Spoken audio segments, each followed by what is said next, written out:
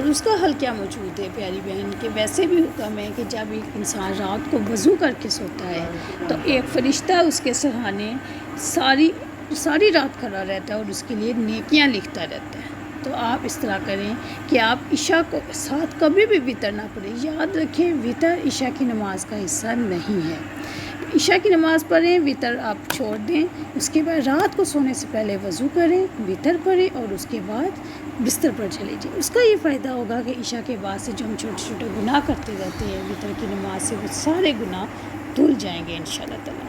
اسی طرح اللہ تعالیٰ نے جو نظام بنایا ہے ایک رمضان سے دوسرے رمضان تک، اس سے بھی ہمارے گناہ معاف ہو جاتے ہیں۔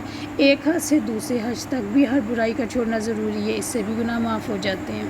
تو پیاری بہنوں، جس نے بھی برے کام کیے اور وہ برے کام کرتے ہوئے مر گیا تو اس کا ٹھکانہ جہنم ہے۔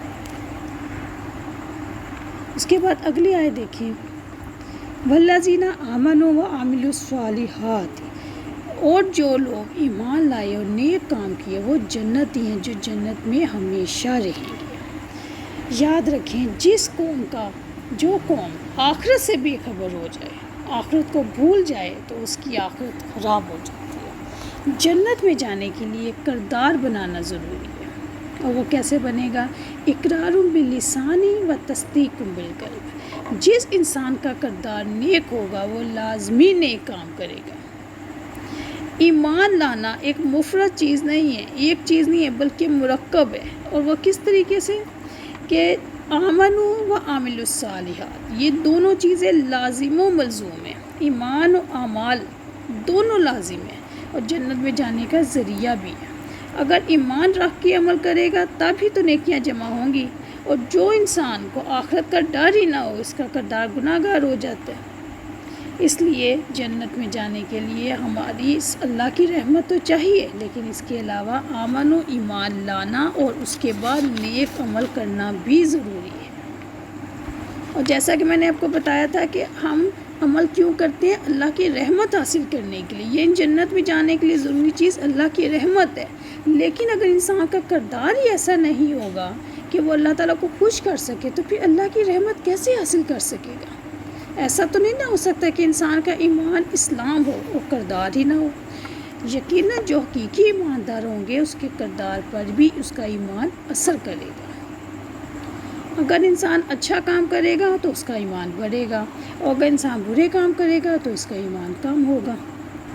اب یہاں پہ یہ سوال اٹھتا ہے کہ کون یہ بتائے گا کہ کون سی چیز صالح ہے، کون سے اعمال صالح ہیں اور کون سے اعمال صالح نہیں ہیں؟ کون بتائے گا اچھے اعمال کون سے ہیں اور برے اعمال کون سے ہیں؟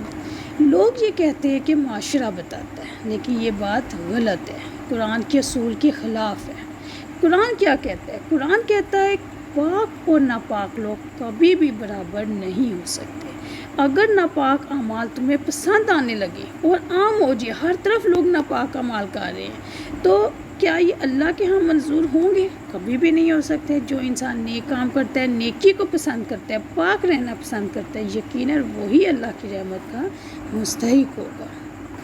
کوئی بھی شخص اپنی طرف سے کسی چیز کو نیکی کہہ کے کرتا رہے تو وہ نیکی نہیں ہے۔ اصل معیار، اصل سٹینڈرڈ کیا ہے؟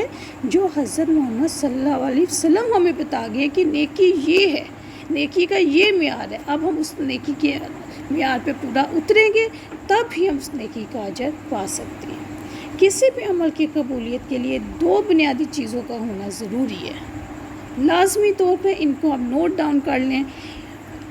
کوئی بھی عمل تب تک قبول نہیں ہو سکتا جب تک اس میں اخلاص نہ ہو اور حضور صلی اللہ علیہ وسلم کا طریقہ نہ ہو۔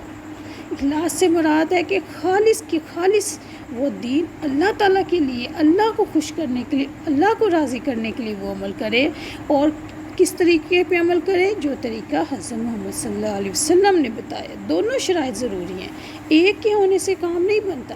اگر کسی کو اکثریت کہہ بھی دیتی ہے کہ یہ نیکی ہے تو یہ بات صحیح نہیں ہے جب تک وہ شریعت کے مطابق نہیں چلے گا۔ اسی لیے تو حضور صلی اللہ علیہ وسلم نے فرمایا کہ پہلے امت کے 71 اور 72 فرقے تھے، لیکن میری امت کے 73 فرقے ہوں گے، اور ان میں سے صرف ایک فرقہ جنت میں جائے گا، اور وہ فرقہ کون ہوگا؟ جو میرے اور میرے صحابہ کرام کے طریقے پر چلے گا۔ تو پیاری بہنوں، اصل چیز صرف یہی ہے کہ جیسا عمل کریں گے ویسا انجام ہوگا. اگر اللہ سے اچھے توقع رکھیں گے، اللہ کی بات مانیں گے، حضور صلی اللہ علیہ وسلم کے طریقے پہ چلیں گے تو یقیناً انسان جنت میں جائے گا. اس کا ٹھکانہ جنت ہے. اللہ تعالیٰ سے رحمت مانگتے ہوئے، اللہ کی طرف سے اللہ کا فضل مانگتے ہوئے اللہ سے ہم دعا کرتے ہیں کہ اللہ تعالیٰ ہمیں بھی ہمارے گناہوں کو معاف کر دے، ہماری توبہ قبول کر لے، اور اللہ تعالیٰ ہمیں جنت فردوس میں اعلیٰ مقام عطا فرمانا. اللہ تعالیٰ ہمیں دین کی صحیح سمجھ عطا فرمائے. السلام علیکم ورحمۃ اللہ وبرکاتہ. سبحانک اللہم و بحمدک، اشہد ان لا الہ الا انت، استغفرک و اتوب الیک.